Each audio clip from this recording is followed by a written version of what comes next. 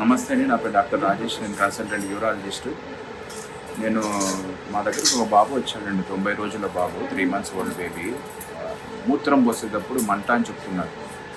Serial ultrasounds, డిటిపిఎస్ scans చేసుకున్న తర్వాత అల్ట్రాసౌండ్లో pelvis width 30 mm, 23 mm వచ్చింది. దీన్ని మా భాషలో మేము అంటాము పెల్విక్ యూరిటరీ జంక్షన్ అబ్స్ట్రక్షన్ అంటాము.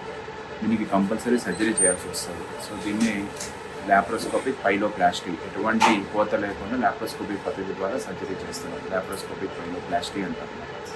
ఇది మనము చిన్నపిల్లల్లో ఉంటుంది. సో ఎవరైనా పసిపిల్లలు మీకు ఇటువంటి ప్రాబ్లం ఉంది అంటే దగ్గరలో నుండి యూరాలజిస్ట్ని కన్సల్టెంట్ అవ్వండి.